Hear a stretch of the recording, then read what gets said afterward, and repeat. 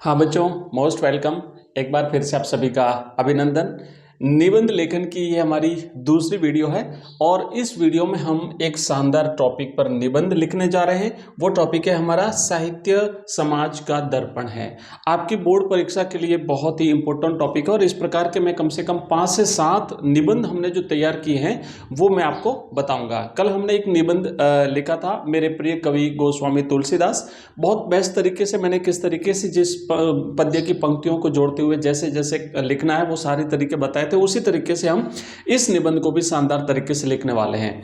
और ध्यान देना, चूंकि इसका टॉपिक है ना बच्चों, टॉपिक क्या है कि साहित्य समाज का दर्पण है। जहां साहित्य की बात आती है तो ये टॉपिक थोड़ा सा जटिल हो जाता है, आम टॉपिक से थोड़ा सा हट करके टॉपिक है। लेकिन मैं आने वाली हमारी जो वीडियोस हैं उसमें बिल्कुल सरल टॉपिक भी हम लेंगे और परीक्षा के दृष्टिकोण से मोस्ट भी लेंगे।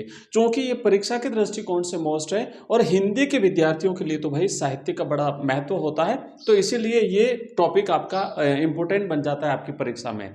तो आइए किस तरीके से इस विषय पर निबंध लिखना है, एक एक पॉइंट हम देखेंगे। कैसे आपको पूरी रूपरेखा तैयार करनी है, जैसे कल भी हमने देखा था प्रस्तावना से लेकर के उपसंहार तक। और जितना इंपॉर्टेंट हमारा प्रस्तावना होती है उतना ही इंपॉर्टेंट होता है उपसंहार। तो शुरू करते हैं, एक एक चीज सारी हम यहाँ पे देखने वाले हैं। तो आइए शुरू करें। सबसे पहले अगर हम बात करें हमारा टॉपिक ही क्या है, तो हमेशा जब आपको 4-5 टॉपिक मिलेंगे उसमें से कोई भी एक टॉपिक आपको चूज करना है। और टॉपिक चूज करने से पहले, टॉपिक सेलेक्ट करने से पहले, निबंध लेखन का टॉपिक सेलेक्ट करने से पहले देख लीजिए कि आपके पास उस विषय से संबंधित सामग्री है कि नहीं है। सामग्री का मतलब दिमाग में विचार है कि नहीं है। और अब ये टॉपिक है साहित्य समाज का दर्पण है, तो साहित्य की जो भाषा है वो आपके पास होनी चाहिए, साहित्य की सामग्री आपके पास होनी चाहिए, साहित्यकारों के विचार, आइडियाज, उनकी सोच आपके पास होनी चाहिए। वो सारी चीजें आप इसमें लिखेंगे। सबसे पहले अगर बात करते हैं साहित्य की, तो किसी एक महान साहित्यकार को आप याद कर लीजिए। जैसे हमने यहाँ पर लिखा डॉक्टर हजारी प्रसाद द्विवेदी जी। हजारी प्रसाद द्विवेदी जी की कुछ पंक्तियों के साथ हम शुरुआत करेंगे। कल वाली क्लास में भी मैंने बताया था, या तो किसी महान कवि की, लेखक की, साहित्यकार की कुछ पंक्तियां याद कर लीजिए या पद्य की कुछ पंक्तियां याद कर लीजिए, शुरुआत वहां से करिए। तो हम यहाँ पे हजारी प्रसाद द्विवेदी जी की 2 पंक्तियों से शुरुआत करेंगे।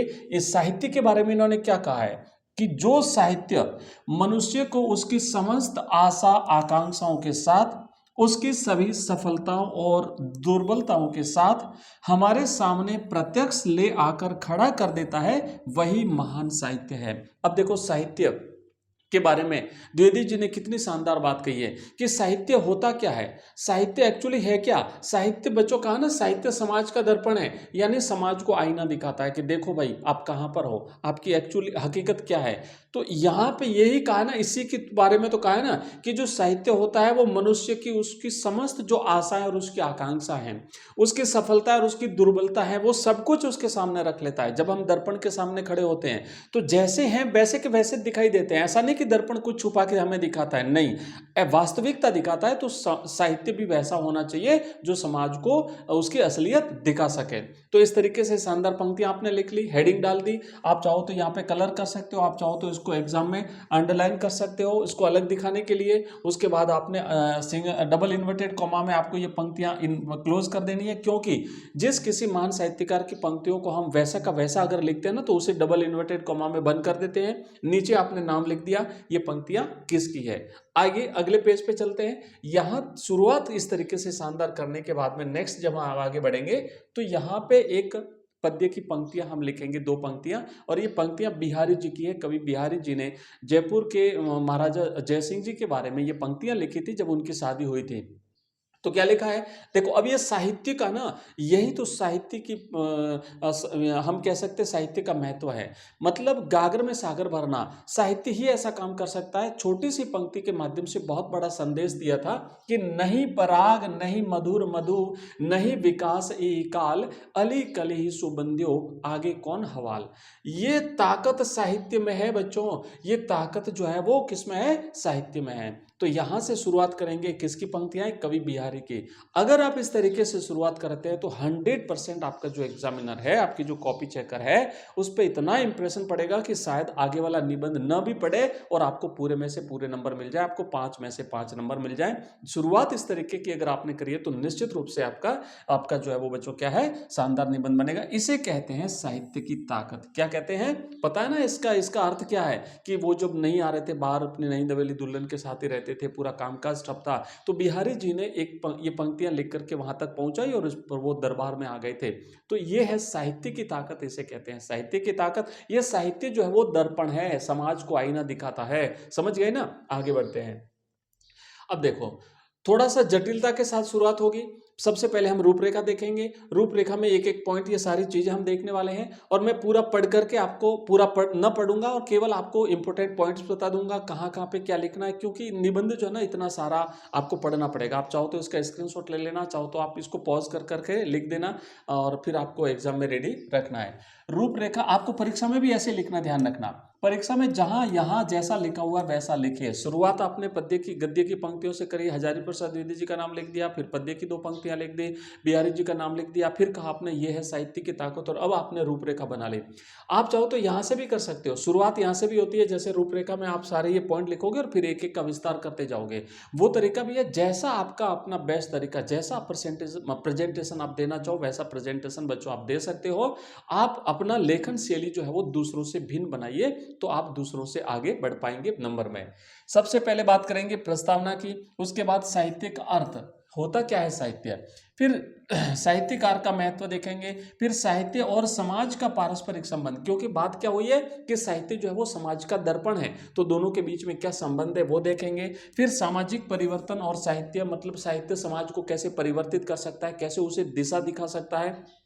उसके बाद साहित्य की शक्ति के बारे में बात करेंगे। फिर साहित्य का लक्ष्य क्या होना चाहिए, आखिर साहित्य जो लिखा जाता है वो किसके लिए लिखा जाता है। साहित्य अलग अनेक प्रकार से लिखा जाता है बच्चों, एक स्वांत चुका होता है, एक प्रांत चुका होता है। मतलब कई साहित्यकार ऐसे होते हैं जो केवल पैसे कमाने के लिए अपना साहित्य लिखते हैं, सत्ता पक्ष को खुश करने के लिए, राजपक्ष को खुश करने के लिए इस प्रकार का साहित्य लिखा जाता था। एक आम जनता के लिए साहित्य लिखा जाता था, जैसे मान लीजिए मुंशी प्रेमचंद जी को हम देखते हैं, बहुत सारे ऐसे कवि साहित्यकार हुए हैं।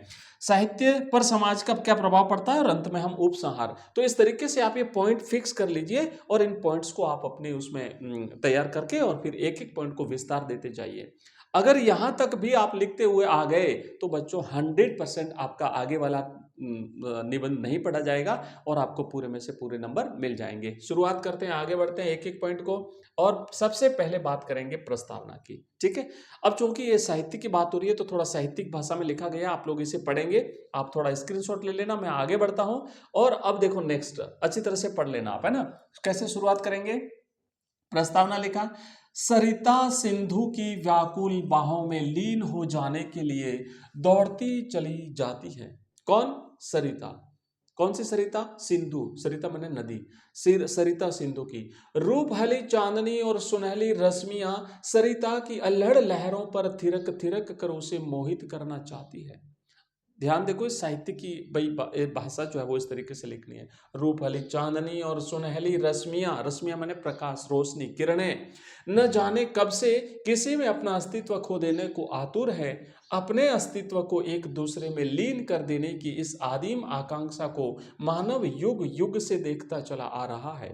प्रकृति के इस अनोखे रूप जाल को देखकर वह स्वयं को उसमें बद्ध कर देना चाहती है और फिर उसके हृदय को सुकोमल, मधुर और आनंददायक गीतों का उद्गम होता है। उसके अंतर मन में गूंजते शब्द, विचार और भाव उसकी लेखनी को स्वर प्रदान करने लगते हैं। परिणामतः विभिन्न विधाओं पर आधारित साहित्य का सृजन होता चला जाता है। जरूरी नहीं कि आप यही पंक्तियां लिखें, आप साहित्य का महत्व क्या है, साहित्य किसे कहते हैं, आप साहित्य के आधार पर प्रस्तावना अपने हिसाब से लिख सकते हैं।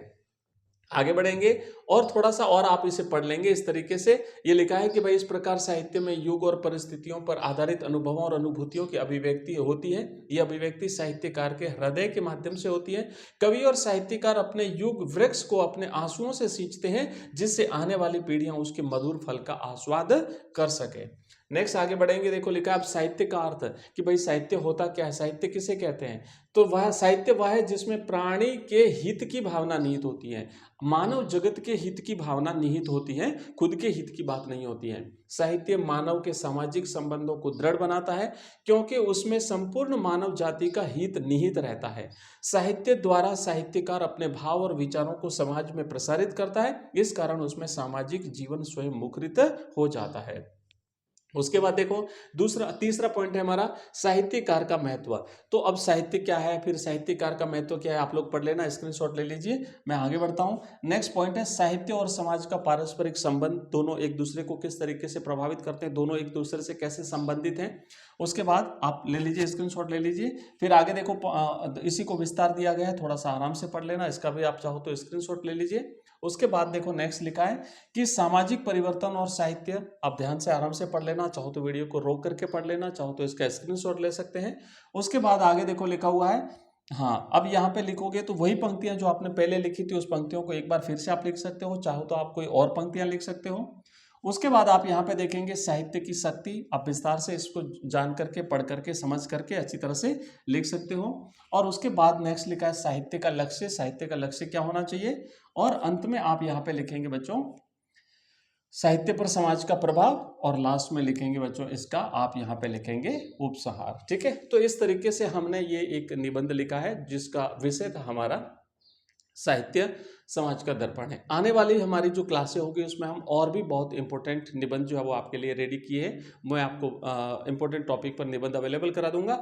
लिखना थोड़ा आपको पड़ेगा, समझ लीजिए, अपने नोट्स बना लीजिए, पॉइंट तैयार कर लीजिए, और पॉइंट का विस्तार आप आराम से कर सकते हो। एक बार अगर आपने कंप्लीटली इस निबंध को पढ़ लिया तो निश्चित रूप से आपके दिमाग में विचार क्रिएट हो जाएंगे, विचार भर जाएंगे, और परीक्षा में आप आराम से लिख करके आ जाओगे। तो आप शानदार ढंग से इसे तैयार कर लेना। ठीक है, इसके अलावा और भी अगर कोई आपका कोई टॉपिक अगर क्लियर नहीं हो रहा है तो आप इस वीडियो के कमेंट बॉक्स में कमेंट कर देना। मैं आगे अभी वैसे आपको इंपॉर्टेंट जो कवि परिचय है, लेखक परिचय, वो भी कराने वाला हूँ। अभी इंपॉर्टेंट गद्यांश और पद्यांश की जो व्याख्या है, सप्रसंग व्याख्या, वो भी कराने वाला हूँ। इसके अलावा हमारे शाम को लाइव क्लास होती है 8 बजे, जहाँ पे हम टॉपिक वाइज कंप्लीट रिविजन कर रहे हैं। तो इस तरीके से हम एंड तक अपने एग्जाम से पहले सारा बिल्कुल कोर्स एक बार आपका कंप्लीट हो जाएगा।